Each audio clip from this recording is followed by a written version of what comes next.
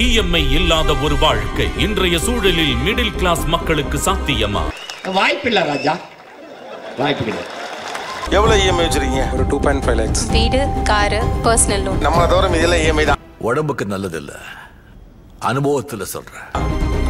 School fees தான் இஎம்ஐல கட்டலாம். ஆமா சார். அதான் ஒரு இஎம்ஐ முடிஞ்ச உடனே இன்னொரு கமிட்மெண்ட்டுக்குள்ள போயிடுறது. Yeah, of course. இஎம்ஐ சூழலில் எப்படி விழுகிறார்கள் மக்கள்? ஏத்தி விட்டு அழகு பாக்குறவன்டா காலவுல குமார்.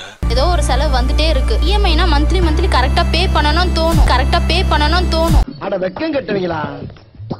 இதுக்கு எதுக்குடா வெள்ளையங்கிலி மாலைன்னு? வீட்ல ஃபயர் ஆயிடுச்சு. பக்கத்துல ஒரு சின்ன கடையில தான் இருந்து 2 பேர் கூட படுக்க முடியாது. லாஸ்ட்ல இஎம்ஐ தான் எனக்கு கை கொடுத்து என்ன காப்பாத்துறீங்க. ஐயா, எனக்கே நன்றி சொல்றீங்க? எனக்கே நன்றி சொல்றீங்க? எக்ஸ்ட்ரா சப்போர்ட் சிஸ்டம் இஎம்ஐ அதனால அது தேவைப்படும். கண்டிப்பா வேணும் சார். நம்ம காசு உடனே கொடுத்து வாங்க முடியாது. அந்த இஎம்ஐன்ற ஒரு ஆப்ஷன் இருக்கிறதால நம்ம வாழ்றோம். நீங்க ஒரு தத்தியா இருக்கீங்கன்னு நினைச்சோம், ஆனா இப்படி ஒரு புத்திசாலியா இருப்பீங்கன்னு நினைச்சே பார்க்கல. பட் ஆக்சுவலி அது கமிட்மெண்ட் கிடையாது, அது பிரஷர். அச்சப்பட வேண்டிய ஒன்றா? இன்னைக்கு நீ வாங்க ஆரம்பிச்ச அப்படின்னா இது வந்து ஒரு தொடர்ச்சியா ஒரு பழக்கமா மாறும். பரவாயில்லைங்க, நாங்களே ஏழைங்க, இதெல்லாம் நம்ம பழக்கமாயிடுச்சு. நம்ம சம்பாரிச்சு வாங்கணும், அந்த பொறுமையை கத்துக்கணும். என்னை ஏமாத்துகிற விஷயத்தை நான் கேள்வி கேட்கணுமா? நான் உஷாரா இருக்கு. இஎம்ஐ ஸ்டார்ட்ஸ்னு போட்டிருப்பான், விலை போட்டிருக்க மாட்டான். It's an illusion. Don't try to play the fool with me, Nikesh. No, it's very bad. ஊரெல்லாம் கடன் வாங்கி வச்சிருவேன். யார் அடப்பா கடனை? ஹவுசிங் லோன் போது, ஹெல்த் இன்சூரன்ஸ் போது, வேற என்ன உனக்கு கடன்? அந்த கடனுக்கு தான் நான் வேலைக்கு போனேன். நீ வேலை செய்யற இடத்துல நினைச்சா தாங்க ரொம்ப கஷ்டமா இருக்கு. நீங்க நடுச்சாமத்துல வேணும் எந்திரிச்சு உட்கார்ந்தது அவங்கள வேலைக்கு அனுப்ப தானே? ஆமா சார், ரைட்டு தானே?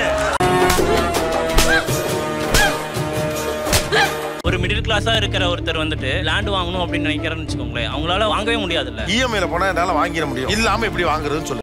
அப்படி ஒரு சான்ஸ்க்கு தானே நீங்க காத்து நிக்கிறீங்க. எனக்கு மந்த்லி 50,000 என்னால சேவ் பண்ண முடியும்னா 10 இயர்ஸ்ல லேண்டோட பிரைஸ் என்ன ஆக போகுது? 1 crore 80 lakhs ஆக போகுது. 1,80,00,000 நான் எங்க போவேன்? என்கிட்ட 60 லட்சம்ல இருக்கு. என்னங்க எனக்கு ஒண்ணுமே புரியல. அதுதானப்பா எனக்கும் புரியல. ஹவுசிங் லோனோட ஸ்டாப் ஆச்சா? இல்ல, ஹோம் அப்ளையன்சஸ் வாங்கணும். இப்ப நானும் வந்து இது மாதிரி தான் வாடகை வீட்டில தான் இருந்தோம்.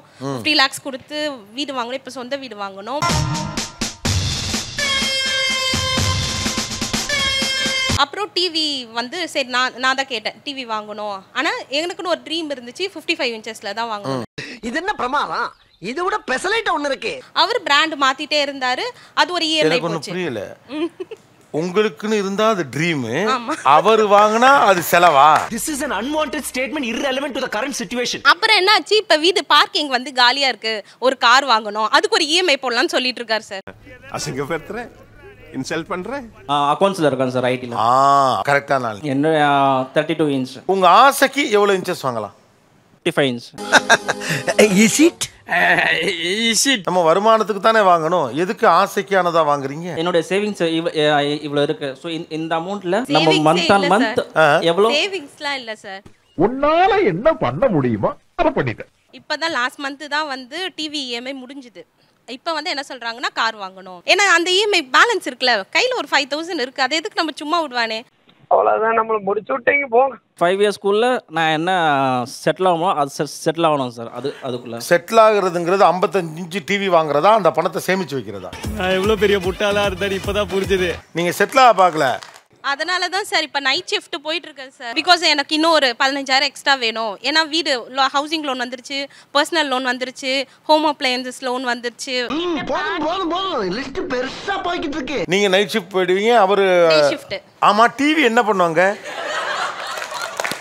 நீங்க ஒரு தத்தியா இருக்கீங்கன்னு நினைச்சோம், ஆனா இப்படி ஒரு புத்திசாலியா இருப்பீங்கன்னு நினைச்சே பார்க்கல. எதெல்லாம் நீங்க இஎம்ஐ வச்சிருக்கீங்க? இருக்கிற எல்லா இஎம்ஐயும் எடுத்தாச்சு சார். லேண்ட் இஎம்ஐ இருக்கிறது. இதுக்கு முன்னாடி 4 ஃபோன் வாங்கினது இஎம்ஐல. அப்புறமேட்டு எங்க அண்ணன் ஒரு ஹேர் சீரம் 800, அதுவுமே 3 months இஎம்ஐல வாங்கினா. கொஞ்சம் ஓவரா தான் போய்கிட்டு இருக்கோமோ? போவோம். ஹேர் சீரம்னா அந்த தலைக்கு என்ன மாதிரி இருக்கு அந்த ஐட்டம் தானே? அது 800 ரூபாய்க்குமா இஎம்ஐ எல்லாம் இருக்கு இப்போ? இதெல்லாம் நம்புற மாதிரி அங்க இருக்குது. இப்போ 800 ரூபாய் எப்படி இஎம்ஐயா பிரிச்சு கட்டுறது? 3 months இஎம்ஐ 300 something கட்டணும்.